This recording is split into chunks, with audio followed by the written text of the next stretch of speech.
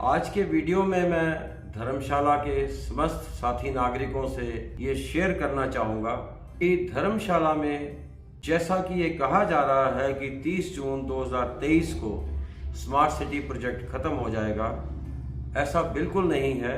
खुशखबरी ये है कि धर्मशाला में स्मार्ट सिटी का प्रोजेक्ट अभी ख़त्म नहीं हुआ है। धर्मशाला स्मार्ट सिटी का प्रोजेक्ट में सिर्फ 5 से 10% पैसा ही अभी तक बर्बाद किया गया है और बाकी का पूरा प्रोजेक्ट ऐसे ही इंटैक्ट है, जिसको हम आने वाले 2-3 वीडियोस में मैं पूरा एक्सप्लेन करूंगा कि कैसे स्मार्ट सिटी का प्रोजेक्ट अभी भी धर्मशाला में इम्प्लीमेंट किया जा सकता है और धर्मशाला को स्मार्ट सिटी बनाया जा सकता है। इससे पहले कि हम आगे बढ़ें, धर्मशाला स्मार्ट सिटी के बारे में हर चीज़ को जाने और इसकी कैसे रिवाइवल किया जा सकता है, इसको कैसे पुनर्जीवित किया जा सकता है, उससे पहले कुछ चीज़ों को हर नागरिक को अंडरस्टैंड करना ज़रूरी है और मैं आपसे वो चीज़ें आज शेयर करूँगा।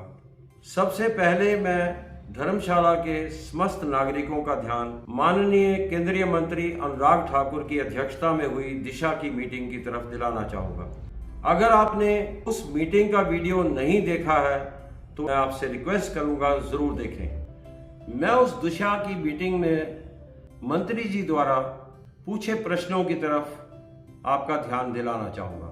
पहला प्रश्न जो पूछा गया कि आप जो एक्सप्लेन कर रहे हैं, जो प्रेजेंटेशन वहां पे हो रही थी, उसमें स्मार्ट क्या है, स्मार्ट विजन कहां पे है। धर्मशाला के नागरिकों ने तो विजन दिया था, लेकिन जो वहां पे प्रेजेंट कर रहे थे उनको नहीं पता था कि आपने क्या विजन दिया था। इसका मतलब स्मार्ट सिटी प्रपोजल को पढ़ा नहीं गया है। फिर इसके बाद ये प्रश्न पूछा गया कि जो आप सड़क को खोद के डक्ट बना रहे हैं, उसमें पानी की निकासी कैसे होगी। तो ऐसा बताया गया कि वो नेचुरल फ्लो से होगी और इसका प्रश्न हमने जब स्मार्ट स्ट्रीट की बात की थी तब भी इसके बारे में चर्चा की थी। इसका डिज़ाइन ठीक नहीं है, लेकिन इस काम को किया जा रहा है। इसके बाद ये पूछा गया कि आप कन्वेंशन सेंटर बना रहे हैं, तो क्या इंटरनेशनल कन्वेंशंस यहाँ पे हो पाएंगी। तो वहाँ पे प्रेजेंट करने वाले अधिकारियों ने ये कहा कि वहाँ पे कैफे बनेगा, वहाँ पे लोकमित्र केंद्र बनेगा, लेकिन जो कन्वेंशन का विजन था कि यहाँ पे इंटरनेशनल कन्वेंशंस हो सकें और इस कन्वेंशन सेंटर को मैक्लोडगंज में बनना था, उसके बारे में कोई जानकारी नहीं थी। और कुछ अधिकारियों ने ऐसा कहा कि हम जोरावर स्टेडियम को हम कन्वेंशन सेंटर बना देंगे, जो कि एक फुटबॉल ग्राउंड है। इससे जाहिर है कि हमारे अधिकारी अपनी मर्जी से कुछ प्लानिंग कर रहे हैं जिसका जनता को जानकारी नहीं है। इसके साथ एक बहुत क्रिटिकल जो हर नागरिक धर्मशाला का आज चीख चीख के बोल रहा है, वो कहा कि आपने इतने बड़े प्रोजेक्ट को गलियों और नालियों में टाइलें लगाने का प्रोजेक्ट बना दिया। ये तो हम कई सालों से कर रहे थे, आप में स्मार्टनेस क्या है। ये बातें हमें ये बताती हैं कि हम लोग सही दिशा में नहीं जा रहे हैं।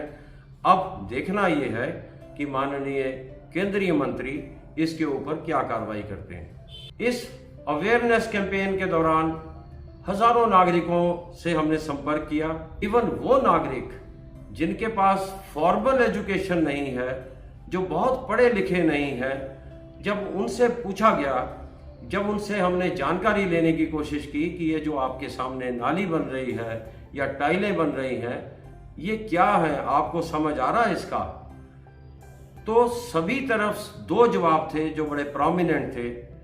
पहला जवाब ये था कि सांजो पता नहीं ये क्या करा दे, ए मिंजो को पैसे खाने पीने का मसला लगता। और दूसरा, हर नागरिक का आज प्रश्न ये है कि हमें तो स्मार्ट डेवलपमेंट चाहिए, लेकिन हम करें क्या। हम इस दिशा की ओर भी जाएंगे और इसका भी सलूशन नागरिकों के सामने रखेंगे। अब नागरिकों का ध्यान मैं उस दौर दिलाना चाहता हूं कि करोड़ों रुपया धर्मशाला में बर्बाद हुआ पड़ा है। पैसा लाने का शौक है, चाहे वो एडीबी का कर्जा हो, चाहे वो वर्ल्ड बैंक का कर्जा हो या हमारे टैक्स का पैसा हो, उस पैसे को लाने का बहुत शौक है। या चीज़ों को अनाउंस करने का बड़ा शौक है, लेकिन उसके बाद नागरिकों को फायदा हो या ना हो, धर्मशाला में स्मार्टनेस आए या ना आए, इसकी कोई चिंता किसी को नहीं। और इसका उदाहरण हम देख सकते हैं, 8 करोड़ से ज़्यादा पैसा खर्च करके ट्यूलिप गार्डन 2020 से बनके तैयार है। 3 सालों में वहाँ पे लॉक लगा है, आज तक किसी को उसका चार्ज नहीं दिया गया। डीसी ऑफिस के एंट्रेंस के ऊपर 70-80 लाख रुपया खर्च करके एक फुट ब्रिज बनाया गया है, जिसके आगे दीवार है और कोई भी आज तक उस पर नहीं गया। चिन्मय तपोवन रोड के ऊपर IPH रेस्ट हाउस के सामने स्किल डेवलपमेंट सेंटर बना था, वो 2 करोड़ 18 लाख रुपए से बना और आज 3 साल तक उसका यूज नहीं हुआ, वहां पे ताला लटका है और किसी के पास उसका यूज करने का कोई प्लान नहीं है। चरान खड्ड में 140 के आसपास मकान बन गए जो गरीबों के लिए बने थे, और 6 सालों से धर्मशाला के गरीब परिवारों को मकान नहीं दिया गया। इस प्रोजेक्ट के बारे में डिटेल में चर्चा बाद में करेंगे।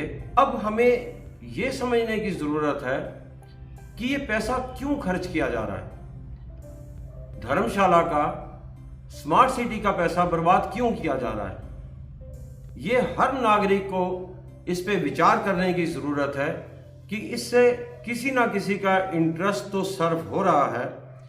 अब हम ये देखने की कोशिश करेंगे कि हमारा विकास का मॉडल है क्या, हमारा सिस्टम के अंदर विकास को कैसे देखा जाता है।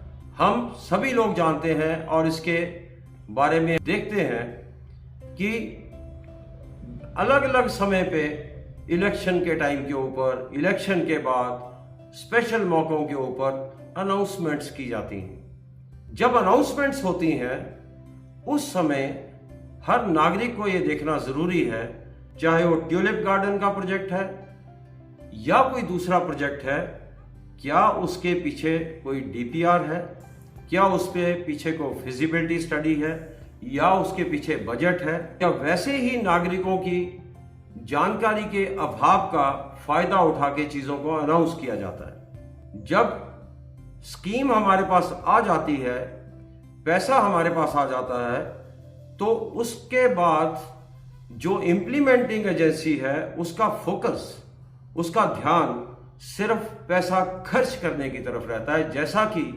आज धर्मशाला स्मार्ट सिटी में चारों तरफ हम देख रहे हैं कि धर्मशाला स्मार्ट सिटी का पैसा 30 जून तक खर्च हो जाए, नागरिकों को कुछ मिले या ना मिले, धर्मशाला का जो ब्यूटी है उसको खराब कर दें, लेकिन चिंता इस बात की है कि इस पैसे को जल्दी से जल्दी खत्म कर दिया जाए। धर्मशाला के नागरिकों को यह सोचने की जरूरत है कि धर्मशाला की ब्यूटी को खराब करने से बेहतर यह नहीं होगा कि इस पैसे को कहीं पे नाले में फेंक दिया जाए।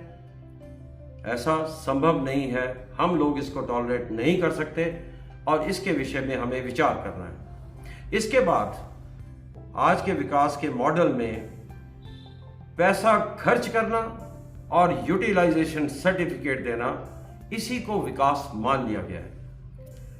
इसका मेजर कारण हमारे जो अधिकारी और कर्मचारी इस विषय में, ज्यादातर अधिकारी, क्योंकि अधिकारियों का काम प्लानिंग करना है, मैनेज करना है, उनके पास नॉलेज की कमी है। आज अगर कोई आदमी एग्जाम पास करके, कोई एक डिग्री लेके अगर किसी कुर्सी पे बैठ जाता है तो उससे नॉलेज नहीं आता। इसकी चर्चा हमने पहले भी की थी। और जब हमारे को टास्क दिया जाता है, जब हम वहां पे जाते हैं, तो हमें ये अंडरस्टैंड करने की जरूरत है कि मेरे हर कार्रवाई से, मेरे हर एक्शन से लोगों का या तो फायदा होगा या लोगों का नुकसान होगा। इसलिए अगर हमारे पास नॉलेज नहीं है तो उसको गेन करना हमारी जिम्मेवारी है और उसका स्कीम को समझना हमारी जिम्मेवारी है।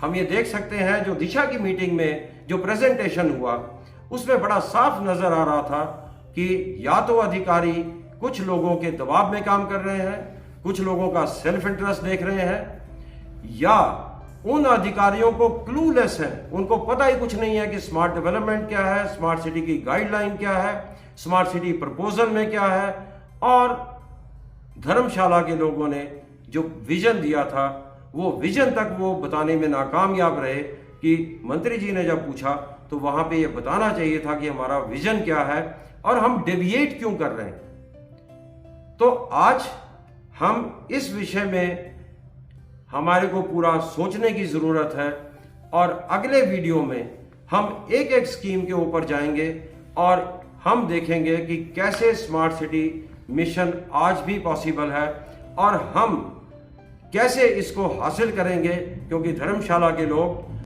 स्मार्ट डेवलपमेंट को खोना नहीं चाहते अपने लिए और अपनी आने वाली पीढ़ियों के लिए।